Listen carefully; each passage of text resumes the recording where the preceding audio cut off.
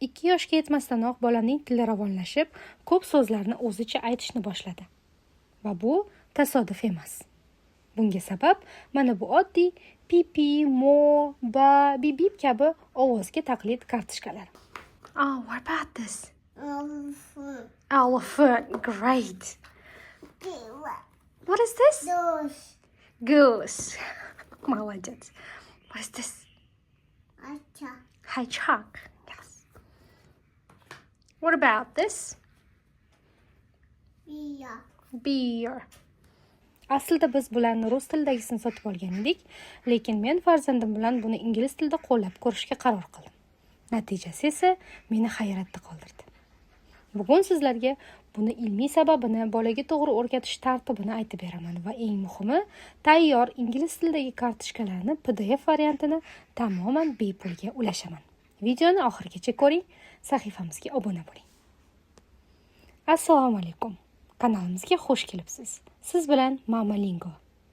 Agar siz ham farzandingizning nutqi tezroq va boyroq rivojlanishini, shu bilan birga erta yoshdan ingliz tilini oson o'zlashtirishni xohlasangiz, bu video aynan siz uchun. Ko'pchilik bolam hali kichkina, tushunmaydi deb o'ylab xato qiladi. Aslida kichik yoshda miya xuddi gubka singari har bir narsani o'ziga tortib oladi. Nimaga? Aynan mana shunaqa oddiy kartochkalar. Ya'ni mo, pipi, bip bipni ishlatishimiz kerak. Aynan bir ma'lum bir so'zlarni ishlatishdan oldin.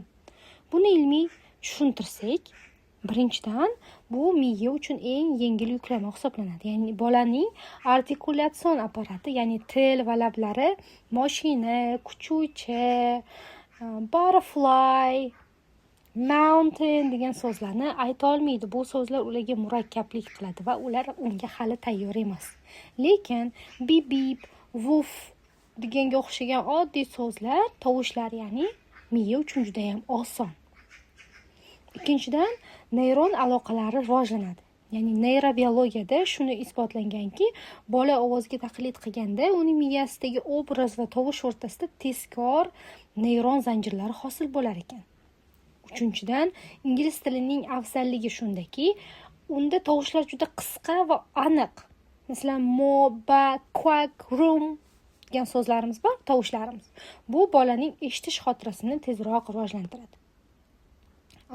Xo'p, biz qanaqa qilib shug'ullandik? Shu haqida gaplashsak, boshida ingliz tilisini ham, o'zbek tilisini ham topa olmadim bu kartochkalarni va rus tilidagisini sotib olishga qaror qildim. Lekin o'zim inglizchada shug'ullanishga harakat qildim va ingliz tiliga moslab tayyorladim. Mashg'ulot tartibimiz juda ham oddiy edi. Bu narsani men 10 oyligida boshlagan bo'lsam, lekin deyarli hech qanaqa reaksiya olmaganman. Eng boshlanishda faqatgina 3 ta kartochkani olib, o'shani almashtirib, tushuntirib ishlatar edik. Taxminan 1-2 daqiqa vaqt ketgan boshida. Keyinchalik sekin-sekin 1 yoshdan oshgandan keyin boshqa kartochkalarga o'tdik. Ularni yaxshi ko'rib, tushunib olgandan keyin boshqalarni qo'shishni boshladim. Lekin hech qachon o'tirib majburan bir dars sifatida bo'lmadi bu narsa. Ya'ni birinchi qoida sizda bo'lishi kerak, hech qanaqa majburlash bo'lmasligi kerak bunda. Kuniga shunchaki bir 5 daqiqa yetarli. Ya'ni boya aytganimdek bir o'tirg'izib o'qi degan narsa bo'lmaydi. Kartochkani shunchaki ko'rsatib xuddi o'yin singari tashkil qilishingiz kerak. Buni farzandingiz men bilan oyim o'ynayapti deb o'ylash kerak. Look, it is a cow. Cow says moo deb ko'rsatib berishingiz kerak. Rolga kirib, kerak bo'lsa harakatlari bilan ko'rsatib berishingiz kerak bo'ladi. Va bu xuddi sahna ko'rinishdek bo'ladi. Bolangiz uchun juda ham qiziq bo'ladi va sevib qoladi bu narsani, ishoning. Va albattaki buni ikkinchi qoida qilib o'zingizga olsangiz bo'ladi. Har doim emotsiya bilan mimika qo'shishingiz shart. Qanchalik emotsiyaga boy aytsangiz, bola shunchalik tez ilib oladi bu narsani. Masalan, quack quack deganda qo'llaringizni xuddi o'rdakka o'xshatib, orqaga qilib yoki pipi pipi qilib jo'jachani ko'rsatib, harakat qilib, biza hattoki pipi pipi qilib jo'jachani ko'rsatib, qo'lashmachoq o'ynar edik. Juda ham yaxshi ko'rar edi shuni. Jo'ja demasdi-da, pipi dedi boshida. Xuddi shunaqa. Ya'ni biron bir so'z o'rgatmoqchimisiz, uni birinchi tovushini o'rgatishingiz kerak bo'ladi. Unga aloqador qanaqadir bir tovushni olib olishingiz kerak, o'shani o'rgatishingiz kerak boshlanishda.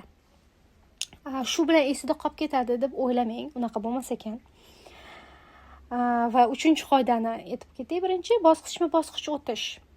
Ya'ni birinchi bosqichda faqat tovushni aytdik, bip bip dedik. Ikkinchi bosqichda o'sha tovush bilan so'zni biriktirdik. Masalan, car goes beep beep deb, car goes room room yoki. 3-bosqichda qanaqa bo'ladi?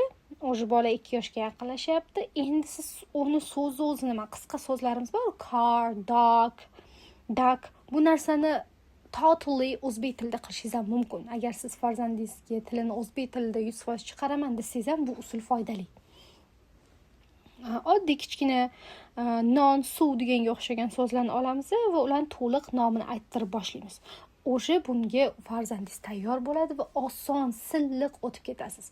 Ya'ni siz boshida tovushlarni o'rgatgansiz, endi u rasmni ko'rsatganingizda siz so'zga urg'u bering va farzandingiz ham sizni takrorlashni boshlaydi. Unga bu qiziq. Hatto hozirga kelib, masalan, farzandim 2 yoshda, o'sha kartochkalar nechta 60 ta kartochkamiz bo'lsa, hammasini olib keladi-da, bittalab o'qing deb qo'ymaydi. Uni har bittasini men ochib car, dog, elephant deb o'qib beraman. U meni orqamdan qaytarishga qiziqib qolgan. Shu narsaga juda ham qiziqib qolgan bilmayman. Buni ham shu boshlanishda shunaqa qiziq usulda shu kartochkalarni tanishtirib borganimdan deb o'ylayman. Va umuman olganda mana shu ketma-ketlikda bolaga kartochkalarni tanishtirsangiz, inshaalloh bolada nafaqat nutq rivojlanadi, balki ingliz tilidagi so'zlarning bazasi ham yetarlicha shakllanadi. Xo'p, bilaman, ko'pchilik onalar bunaqa sifatli ingliz tilidagi kartochkalarni qayerdan topsam bo'ladi deb savol berishadi. To'g'risi, sotuvda qayerda bor bilmayman. O'zim hatto qidirib topa olmaganman. Inglizcha saytlarni yoki magazinlarni hamma joyini qidirib topa olmaganmiz. O'zbek tilidagisini ham hatto topa olmaganman. Balkim bordir. Men bilmayman. Va shuning uchun kanalimdagi onalarga sovg'a sifatida men o'zim xuddi shu kartochkalarni ingliz tilidagisini tayyorlab chiqdim va uni PDF holida Telegram kanalimga joylashtirib qo'ydim. Siz kanal linkini izohlardan yoki opisaniya qismidan topishingiz mumkin va o'sha link orqali kanalga ulanasiz va qadalgan xabarlar ichidan PDF variantini tekinga yuklab olishingiz va chiqarib foydalanishingiz mumkin. Sizdan qiladigan ishingiz faqat uni rangli printerdan chiqarib olish va uni kartochka holiga keltirish bo'ladi. Va bemalol foydalanib natijaga chiqishingiz mumkin inshaalloh. Sizga tayyor o'quv qo'llanmasi bo'ladi. Kuniga 5 daqiqa vaqt va mana shu kartochkalar. Albatta sinab ko'ring. Xulosa qilib aytganda, bolangiz hali gapirmayotgan bo'lsa, xavotir olmang.